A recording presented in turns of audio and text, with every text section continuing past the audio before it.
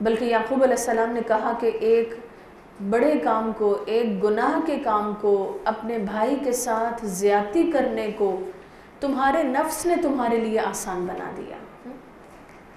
واللہ المستعان علی ما تصفون، آیت 18 کے آخری الفاظ ہیں۔ یعقوب علیہ السلام نے فرمایا کہ جو کچھ تم بنا رہے ہو، جو باتیں بنا رہے ہو، جو کہانی فیبریکیٹ کر رہے ہو، اس پر میں اور کیا کروں، بس اللہ سے ہی مدد مانگتا ہوں۔ اور ایک قافلہ آیا، فَأَرْسَلُوا وَارِدَهُمْ، انہوں نے اپنے پانی پلانے والے کو بھیجا، فَأَدْلَى دَلْوَهُ، تو اس نے پانی کا ڈول ڈالا، کس میں ڈالا؟ کنویں میں ڈالا۔ یوسف علیہ السلام کو دیکھتے ہی انہوں نے کیا کہا؟ قَالَ يَا بُشْرَى، اس نے کہا واہ خوشخبری، گڈ نیوز، کیا؟ ہذا غلام، یہ تو ایک لڑکا ہے۔ یوسف علیہ السلام کو لایا گیا، بازار غلامہ میں کھڑا کیا گیا اور اس کا ریٹ لگا، سودا ہوا اور چند درہم میں اس کو ایک غلام کی طرح بیچ دیا گیا۔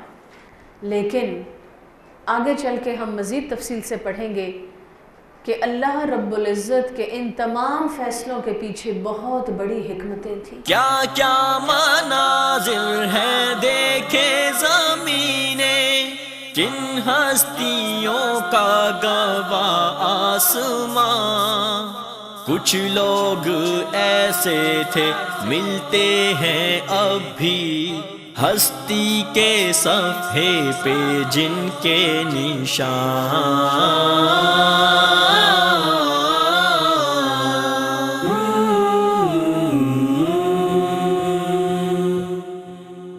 اور کبھی کبھی انسان آسان ماحول میں وہ نہیں سیکھ پاتا جو کہ مشکل پڑنے پر سیکھ پاتا ہے۔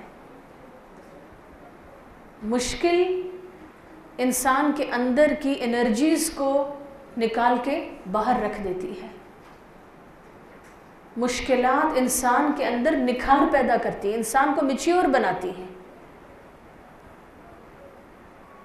اچھا، مثلا اس کی ایک مثال آپ اپنی ڈے ٹو ڈے لائف سے لے سکتی ہیں کہ آپ اسکول کالج گوئنگ بچیاں ہیں اور آپ دیکھیں کہ اگر آپ کے ایگزامز ہیں اس وقت صورتحال کیا ہوتی ہے؟ نارمل ڈیز میں اگر آپ کو پیرنٹس کہیں کہ اچھا بیٹا آپ سٹڈیز کریں، بیٹھے پڑھیں، تو شاید ہم کہیں گے اچھا ابھی تو میں اسکول سے آئی ہوں، ابھی لنچ کیا، ابھی میں تھوڑا سا ہوم ورک کیا، اچھا ابھی میں پڑھتی ہوں، گھنٹہ پڑھ لیا، 1.5 گھنٹہ پڑھ لیا، پھر شاید آپ کہیں بس میں تو تھک گئی۔ لیکن جس دن صبح پیپر ہوتا ہے اس رات کیا ہوتا ہے؟ اس رات آپ کہتے ہیں کہ بس ماما میں تو گھنٹہ پڑھ لیا کافی، اب سونے لگی ہوں۔ ہاں ایسا ہوتا ہے۔ اس رات تو ماں پکڑ پکڑ کے کہتی ہے بیٹا بس کرو، ہاں اور سو جاؤ، اور کھانا ٹھنڈا ہو گیا، کھانا کھا لو، اور ہو سکتا ہے بھوک ختم ہو گئی ہو، بھوک اڑ جاتی ہے، نیند ختم ہو جاتی ہے، اور آپ کو یوں محسوس ہوتا ہے کہ آپ شاید چند گھنٹے میں پوری کتاب ریوائز کر لیں، جو کہ نارمل روٹین میں نہیں ہو سکتی۔ اس سے کیا پتہ چلتا ہے؟ مشکل حالات میں انسان کی انرجیز ملٹی پلائی ہو جاتی ہیں، اور انسان کی جو اصل اسپرٹ ہے اور اصل طاقت اور قوت ہے وہ ابھر کے سامنے آ جاتی ہے۔ لہٰذا کسی بھی مشکل میں اللہ تعالیٰ سے شکوہ نہیں کرنا چاہیے۔ ہر قسم کی مشکل میں فوکس کریں اور کانسنٹریٹ کریں اور سوچیں کہ اللہ رب العزت نے اگر مجھے اس مشکل میں ڈالا ہے تو میں اس مشکل سے کیا سیکھوں، میں کیسے میچیور ہوں، میں کیسے اپنے آپ کو ایک بہتر انسان بناؤں۔ قرآن میں اللہ تعالیٰ نے موسیٰ علیہ السلام کا واقعہ بھی بیان فرمایا۔ موسیٰ علیہ السلام، آپ کو معلوم ہے کہ ان کی پرورش کہاں ہوئی؟ ایک عام آدمی کی طرح ہوئی یا ایک رائل فیملی ممبر کی طرح ہوئی؟ فرعون کے بیٹے کے طور پر ان کی پرورش ہوئی، ایک محل میں ان کی پرورش ہوئی، ایک شہزادے کی طرح انہوں نے زندگی گزاری۔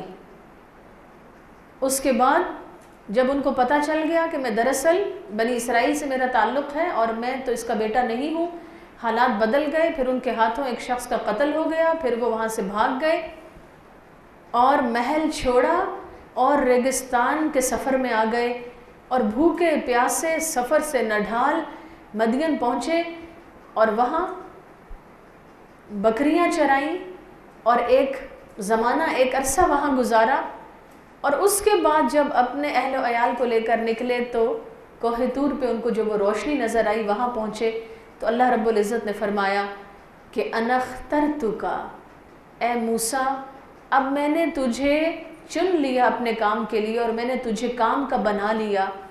انا اخترتک کا مطلب یہ ہے کہ میں نے تجھے تراش کے، جیسے کسی چیز کو تراش کے اس کو ریفائن کرتے ہیں، تو اس طرح میں نے تجھے ریفائن کر دیا، میں نے تجھے تراش لیا اور میں نے تجھے کام کا بنا لیا۔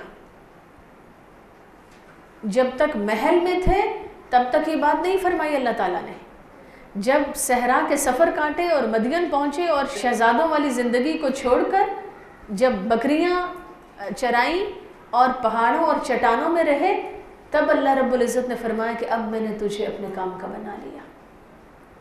کیونکہ جب انہوں نے زندگی کی مشکلات دیکھی، جب تلخ حالات میں زندگی گزاری، تو جو انسان کو سوچ اور علم کی گہرائی ملتی ہے وہ انسان کو آسان حالات میں نہیں ملتی۔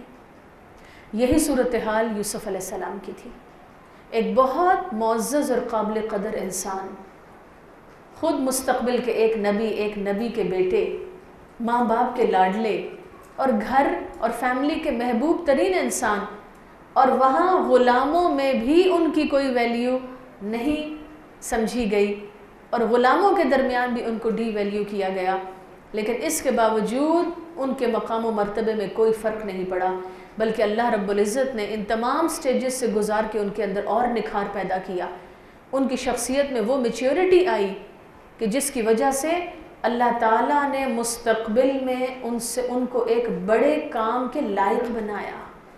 اب آپ دیکھیے کہ یہاں غلاموں کے درمیان کون کھڑے ہیں؟ یوسف علیہ السلام۔ باقی 10 بھائی کہاں ہیں؟ وہ تو گھر بیٹھے عیش کر رہے ہیں، کمفرٹیبل لائف میں ہیں، لیکن نبوت کس کو ملی؟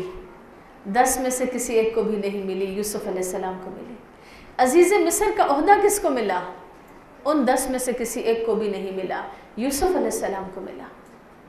یہ لہٰذا اللہ رب العزت کی پلاننگ پہ ٹرسٹ کرنا چاہیے کہ اگر اللہ تعالیٰ نے مجھے کسی مشکل میں رکھا ہے یا مشکل سے گزارا ہے تو ضرور اللہ تعالیٰ مجھے کسی بڑے کام کے لیے تیار کر رہے ہیں۔ وَقَالَ الَّذِي اشْتَرَاهُ، اور کہا اس شخص نے، اشتراہ جس نے اس کو خریدا، بازار غلامہ سے جس شخص نے یوسف علیہ السلام کو خریدا اس کو عزیز مصر کہا گیا۔ من مصر میں جس شخص نے یوسف علیہ السلام کو خریدا اس نے کہا، کس کو کہا؟ لِامْرَأَتِهِ، اپنی بیوی کو کہا، اکریمی مثواہ، بہت عزت کے ساتھ دو ٹھکانہ اس کو عزت کی جگہ دو، اس کو رسپیکٹ دو، اس کے لیے اچھی جگہ بناؤ۔ کیوں؟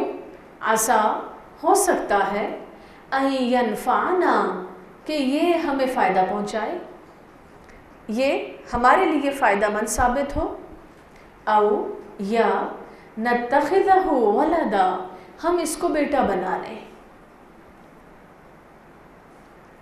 قرآن و حدیث سے پتہ چلتا ہے کہ عزیز مصر، یہ شخص جس نے یوسف علیہ السلام کو خریدا تھا، یہ ایک اچھے مزاج کا انسان تھا، یہ ایک بھلا آدمی تھا۔ البتہ اس کی بیوی کا مزاج مختلف تھا جس کی تفصیل آگے آئے گی۔ دوسری بات، سمجھدار آدمی ہے۔ اس کی سمجھداری کا ایک ثبوت یہاں سے بھی ملتا ہے کہ اس نے اپنی بیوی کو کیا کہا؟ یہ نہیں کہا کہ اس کو بھوکا رکھو، پیاسا رکھو، اس کو پریشر میں رکھو، اس سے بہت کام کرواؤ پھر ہمیں فائدہ ہوگا، یہ نہیں کہا۔ کیا کہا؟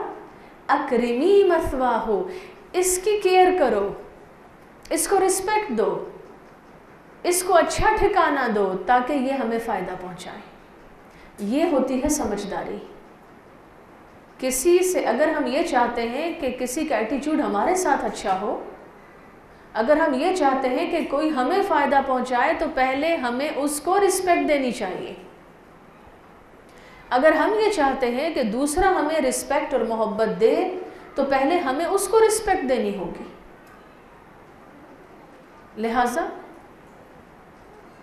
ہم اپنے نارمل سرکل میں بھی اس بات کو ذہن میں رکھیں. آپ اپنے بہن بھائیوں کو رسپیکٹ دیں گی تو وہ آپ کو رسپیکٹ دیں گے. اور اگر عموماً یہ شکایت ملتی ہے کہ جو بہنیں ہیں وہ کیا کہتی ہیں اگر بہت تنگ آ جائے تو، یہ بھائی پتہ نہیں کیوں آ گیا، اور بس یہ بھائی تو بہت ہی تنگ کرتا ہے، اور اس سے تو فلاں اچھی ہے اور میری سہیلی اچھی ہے یا کزنز اچھے ہیں. تو بھائیوں کو رسپیکٹ دیں. اچھا، بھائی بھی فرشتے نہیں ہیں، وہ بھی شرارت کرتے ہوں گے، وہ بھی تنگ کرتے ہوں گے. تو اگر بھائی تنگ بھی کریں تو ایک آج یہ بات لکھ لیجئے آپ کے اسائنمنٹ کے طور پہ کہ اگر آج تک آپ بھائیوں کی باتوں کا جواب باتوں سے دیتے رہے ہیں، اب آپ کیا کریں؟ اگر بھائی تنگ کرتے ہیں تو اس کا جواب خاموشی سے دیں، بالکل خاموش، بول کے ریئیکٹ نہیں کرنا. اور عہد کر لیں اپنے ساتھ کہ میں نے اب بھائی وہ مجھے کچھ بھی کہے میں نے خاموشی سے اس کو دیکھنا ہے، لیکن بولنا نہیں ہے. دیکھنا بھی زیادہ خونخوار انداز میں نہیں ہے، ذرا آرام سے اس کو دیکھیں. اور ٹھیک ہے، آپ کو اس کی کوئی بات اگر بری لگتی ہے، اس نے کچھ غلط کیا تو ناراضگی اگر آپ کے چہرے پہ ہے تو کوئی بات نہیں، ناراضگی بے شک ایک ایکسپریشن رہے چہرے پہ، لیکن بولنا نہیں ہے. ایک جملہ لکھ لیں، کبھی کبھی خاموشی کا وزن الفاظ سے بھی زیادہ ہوتا ہے. اور بہت بول کے اور بہت شاؤٹ کر کے انسان کبھی کبھی اپنی بات کو بے وزن کر دیتا ہے. کیا ہوتا ہے جب بھائی نے کچھ غلط کیا آپ بولے، جب آپ بولے تو کیا بھائی چپ ہو جاتا ہے؟ بتائیے، چپ ہو جاتا ہے بھائی؟ کیا کرتا ہے وہ پہلے سے بھی شاید اور اونچا بولے گا. جب وہ بولے گا تو پھر ہم کیا کریں گے؟ پہلے ہمارا غصہ اگر 5 لیول پہ تھا اب کہاں پہنچ جائے گا؟ لیول 10 پہ پہنچ جائے گا. اس کا فائدہ نہیں ہوا، اس کا نقصان ہوا. لہٰذا سب سے پہلی بات کیا کرنی ہے؟ صبر کا مظاہرہ کرنا ہے، خاموش رہنا ہے. یہ آج ضرور کر کے دیکھیں، اللہ کرے کہ آج کوئی مسئلہ نہ ہو، لیکن ان کیس اگر ہو اور کل شیئر کریں اور مجھے بتائیں ضرور کہ پھر آپ نے کیسا محسوس کیا. اچھا، آپ دیکھنا کہ خاموشی جو ہوتی ہے نا، ایک اور بات ہے، اس کو بھی یاد رکھیں. خاموشی کا ایک روب ہوتا ہے، اور وہ روب جو خاموشی کا ہے وہ شور کا نہیں ہوتا.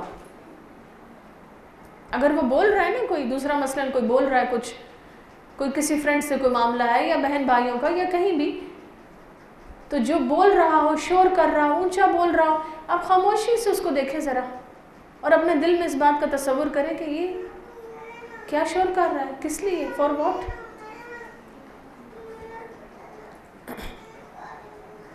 اور صرف اس لیے اونچا بولنا تاکہ ہماری بات کا وزن ہو جائے، یہ تو اخوان یوسف کا انداز تھا. لہٰذا خاموشی اختیار کرنی ہے، ریئیکٹ نہیں کرنا. ٹھیک، نمبر 1. نمبر 2، یہ جو سمجھداری اور حکمت کی بات ہے آپ نے اس کو آج اپلائی کرنا ہے. کیا بات؟ کہ تم اس کو رسپیکٹ دو تاکہ وہ تمہیں رسپیکٹ دے. تم اس کو رسپیکٹ دو تاکہ وہ تمہیں فائدہ پہنچائے.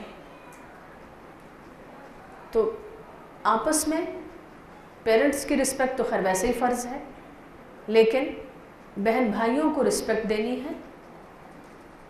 ایک سوال لکھ لیجئے، میرا گھر کے سرونٹس کے ساتھ ایٹیچیوڈ کیسا ہوتا ہے؟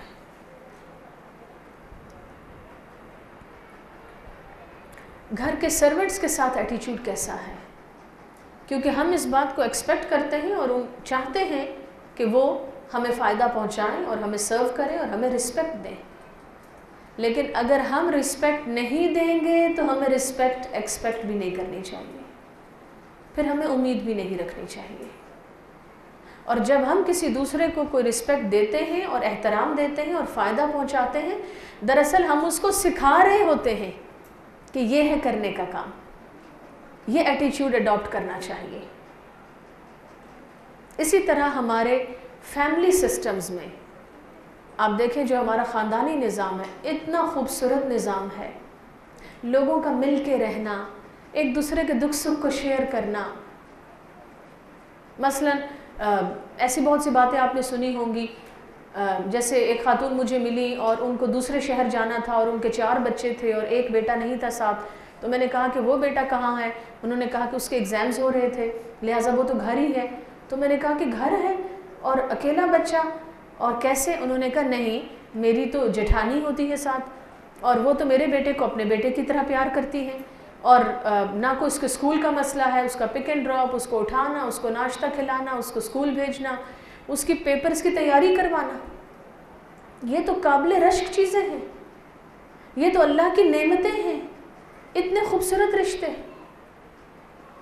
لیکن اسی طرح آپ دیکھیں کہ ایک اور خاتون ہیں، اور مطلب ہمارے معاشرے میں تو الحمدللہ اس طرح کی بہت سی مثالیں ہیں کہ اگر کسی خاتون کو کسی ضرورت سے نکلنا پڑے تو ایک نے کہا کہ میری تو کیز کا پرابلم ہو گیا اور سارا گھر لاک تھا اور پھر مشکل ہوئی۔ دوسری نے کہا کہ میں تو لاک ہی نہیں کرتی۔ انہوں نے کہا کیوں؟ تو انہوں نے بتایا اس لیے کہ میری تو مدر ان لا ہوتی ہیں، میری نندیں ہوتی ہیں، میرا تو گھر ماشاءاللہ بھرا ہوا ہوتا ہے، تو ہم چونکہ اکٹھے رہتے ہیں لہٰذا مجھے تو ضرورت ہی نہیں ہوتی۔ کتنی خوبصورت رشتے ہیں، یہ کتنی بڑی نعمتیں ہیں اللہ تعالیٰ کی۔ لیکن ان رشتوں میں ہم دیکھتے ہیں کہ وقت کے ساتھ ساتھ دراڑیں پڑ رہی ہیں، یہ رشتے سپوائل ہو رہے ہیں، یہ رشتے ٹوٹ رہے ہیں۔ ہمیں ان کو ٹوٹنے سے بچانا ہے۔ اور جب ہم کسی کی بیٹی کو بیاہ کے اپنے گھر لاتے ہیں اور اس کو بہو بناتے ہیں، اور ہم یہ ایکسپیکٹ کرتے ہیں کہ یہ ہمیں عزت دے، احترام دے، محبت دے، ہماری ٹیک کیئر کرے، جو اپنے گھر کو چھوڑ کے آئی ہے، ایک نئے گھر میں آئی ہے، جو اپنے گھر میں اپنے بہن بھائیوں اور ماں باپ کے درمیان تھی اور ان سب کو چھوڑ کے ہمارے درمیان آئی ہے، وہ ہمارے گھر کو اپنا گھر بنا لے، وہ ہم سب کو اپنا بہن بھائی بنا لے، وہ ہمیں اپنا ماں باپ سمجھے۔ یہ بہت بڑی امید ہے جو اس بچی سے لگائی جاتی ہے، لیکن یہ امید رکھنے کا حق صرف اس کو ہوگا کہ جو پہلے اس بچی کو رسپیکٹ دے گا، جو پہلے اس کو فائدہ پہنچائے گا، جو پہلے اس کے دکھ سکھ کا خیال رکھے گا۔ اور اگر کوئی بچی بیاہ کے آئے اور ہم کہیں کہ صبح اٹھتی کیوں نہیں، جلدی کیوں نہیں اٹھتی، اور اگر اٹھی ہے تو سب کا ناشتہ تیار ہونا چاہیے، اور ہم یہ نہ پوچھیں آپ نے ناشتہ کیا یا نہیں کیا، بیٹا آپ کو بھوک لگی ہے، آپ بھی انسان ہیں، آپ بھی ناشتہ کریں، آئیں ہم سب کے ساتھ بیٹھیں۔ اگر ہم اس کو سپیس نہیں دیں گے اور ہم یہ سمجھیں گے کہ ایک مشین کی طرح اس کو صرف کام کرنا چاہیے، تو یہ سوچ غلط سوچ ہے، یہ نادانی کی سوچ ہے، یہ ناسمجھی کی سوچ ہے۔ آپ دیکھیں کہ ایک جانور کو بھی اگر انسان نے اپنا بنانا ہوتا ہے تو پہلے اس کو محبت دینی پڑے گی، اور اگر انسان کے گھر میں کوئی پیٹ بھی ہے، کوئی جانور بھی ہے، اور انسان اس کا حق ادا نہیں کر رہا تو اس انسان کی نمازیں بھی اس کو قیامت کے دن فائدہ نہیں پہنچائیں گی۔ نبی اکرم صلی اللہ علیہ وسلم نے ایک موقع پر فرمایا کہ ایک عورت تھی جس کے پاس ایک بلی تھی، اور وہ اس بلی کے کھانے پینے کا خیال نہیں رکھتی تھی، نہ اس کو آزاد کرتی تھی کہ وہ خود کچھ کیڑے مکوڑے کھا لے، کچھ چر چگ لے۔ اور جب وہ عورت مر گئی، آپ نے فرمایا مجھے دکھائی گئی وہ جہنم کی آگ میں۔ اگر ایک جانور کی حق تلفی کی اجازت نہیں ہے تو ایک انسان کو لے آنا، اور وہ انسان، وہ بچی، وہ بہو جس نے اتنی بڑی قربانی دی ہو کہ اپنے گھر کو چھوڑا، اپنے تمام رشتوں کو چھوڑا۔ نمبر 2، اس نے اپنے آپ کو مولڈ کیا ایک نئے گھر میں، اس نے کسی کے گھر کو اپنا گھر سمجھا، اس نے کسی کے رشتوں کو اپنے رشتے سمجھا. اور پھر اگر ہم یہ سمجھیں کہ ہم اس کو کوئی رسپیکٹ نہ دیں، ہم اس کو محبت نہ دیں، ہم اس کی ٹیک کیئر نہ کریں، اور ہم ایکسپیکٹ یہ کریں کہ ان ینفعنا، وہ ہمیں فائدہ پہنچائے، تو یہ اصول غلط ہے. لہٰذا ایک سمجھدار آدمی نے اپنی بیوی کو یہ مشورہ دیا، تم اس کو عزت دو، تم اس کو رسپیکٹ دو. حالانکہ عزیز مصر نے یوسف علیہ السلام کو ایز اے سلیو خریدا تھا، داماد نہیں بنایا تھا، یہ بہو کی کہانی نہیں تھی. لیکن اتنی سمجھداری کی بات ہے کہ تم نوکر سے بھی اگر فائدہ اٹھانا چاہتے ہو، غلام سے بھی اگر بینیفٹس لینا چاہتے ہو، تو انسانیت کا تقاضا ہے کہ پہلے اس کو انسان تو سمجھو، پہلے اس کو سپیس دو، پہلے اس کی ضرورتوں کو دیکھو، اس کے دکھ سکھ میں شامل ہو، پھر امید رکھو ان ینفعنا کہ وہ تمہیں فائدہ پہنچائے گا. لہٰذا اب اگلا سوال لکھیے. اگر ہمارے گھر میں کوئی بہو ہے یا میری کوئی بھابھی ہے تو میرا اس کے ساتھ کیا ایٹیٹیوڈ ہے؟ کیا میں ہر وقت یہ چاہتی ہوں کہ وہ میری خدمت پہ کھڑی رہے، یا میں بھی اس کو فائدہ پہنچاتی ہوں؟ کیا میں اس کو رسپیکٹ دیتی ہوں؟ کیا میں اس سے اظہار محبت کرتی ہوں؟ اور سب سے اہم سوال، اس کو تو ایک اسٹیرلک کے ساتھ لکھیے، کیا مجھے اس کی قربانیوں کا احساس ہے کہ کیسے وہ اپنے گھر اور اپنی فیملی کو چھوڑ کر وہ میری بنی ہے؟ کیا مجھے اس کی قربانیوں کا احساس ہے، یا کیا میں ایک سیلفش انسان ہوں، خود غرض ہوں؟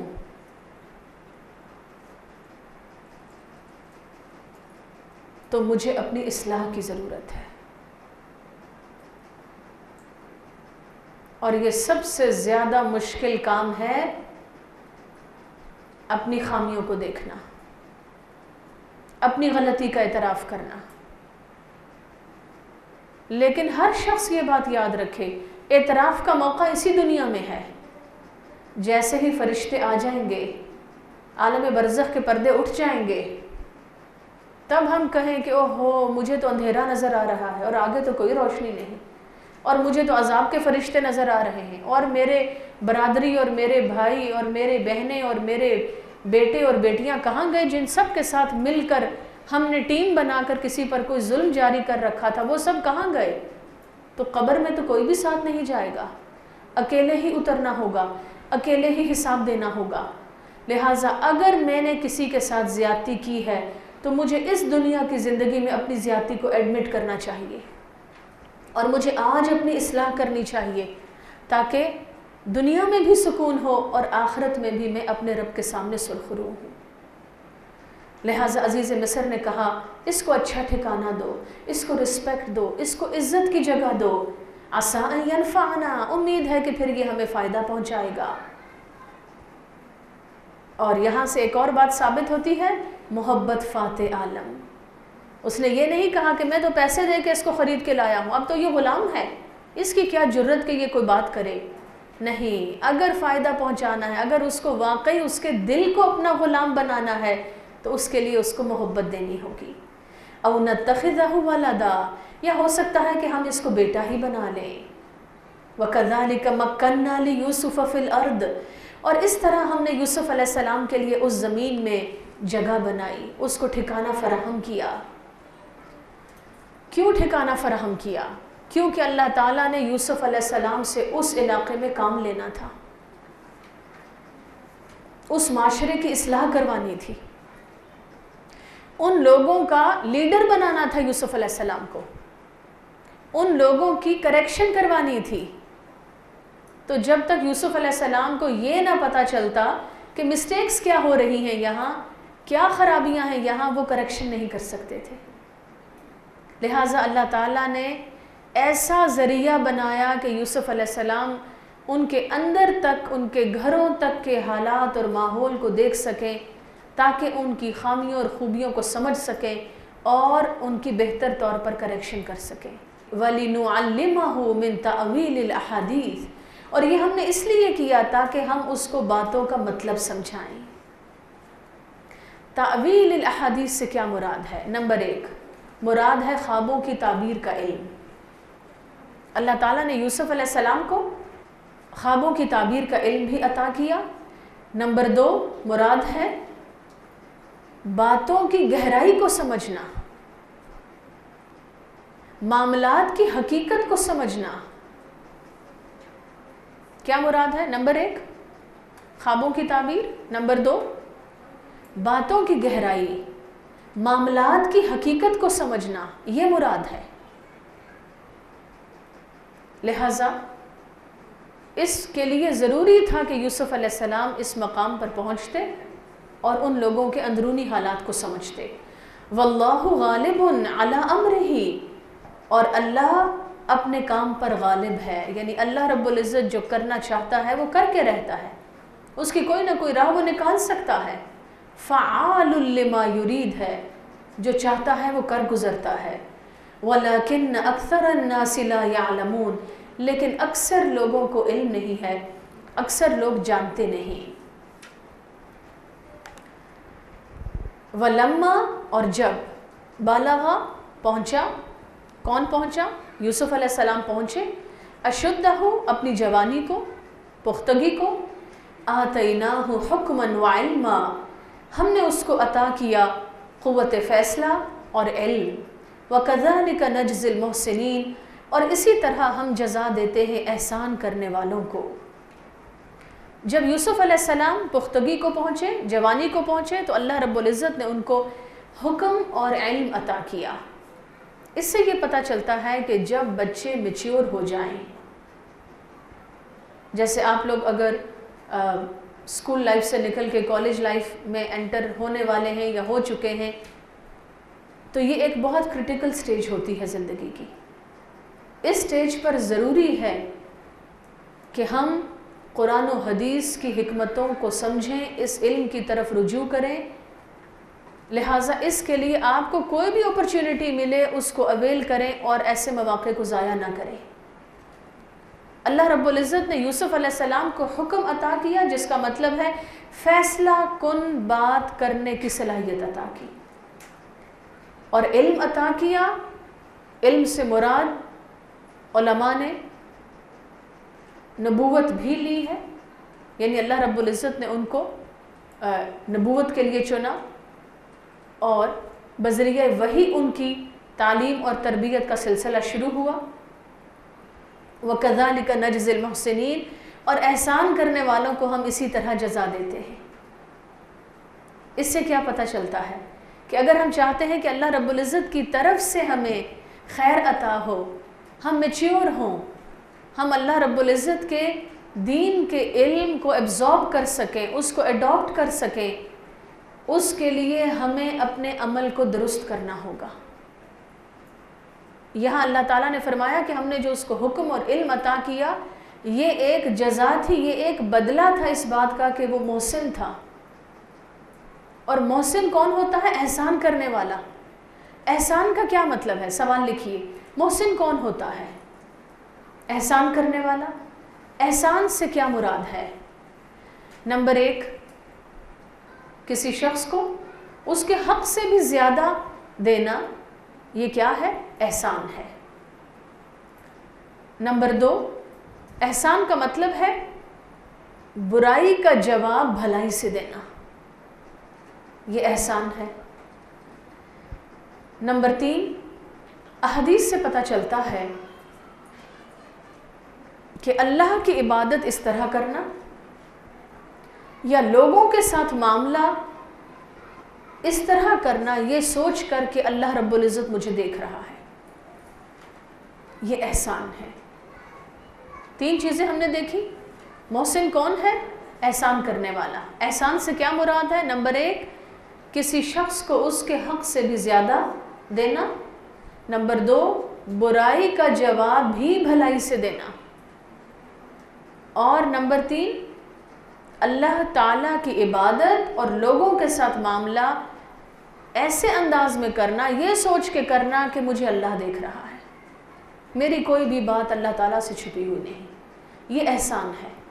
جو شخص احسان کا رویہ اختیار کرتا ہے، اللہ رب العزت اپنی رحمت سے ضرور اس کو جزا دیتا ہے، صرف آخرت میں نہیں دنیا میں بھی دیتا ہے۔ اور دنیا میں اللہ تعالیٰ کی طرف سے ملنے والی جزا اور بدلے کی ایک شکل یہ ہے کہ اللہ تعالیٰ اس کو حکم اور علم عطا کرتا ہے، اس کو علم کی پختگی عطا کرتا ہے، اور خصوصاً مراد دین کا علم ہے۔ اللہ تعالیٰ ہمیں بھی احسان کی توفیق عطا فرمائے، اللہ رب العزت ہمیں محسنین بندوں میں شامل فرمائے، اور دنیا اور آخرت میں اللہ تعالیٰ ہمارے اعمال کی حفاظت فرمائے، ہمیں ہمارے نفسوں کے شر سے بچائے۔ وآخر دعوانا ان الحمد للہ رب العالمین۔ دعا مل کر پڑھیں گے، سبحانک اللہم وبحمدک نشہد ان لا الہ الا انت نستغفرک ونتوب الیک۔ السلام علیکم ورحمۃ اللہ وبرکاتہ۔ کچھ لوگ ایسے تھے ملتے ہیں اب بھی، ہستی کے صفحے پہ جن کے نشان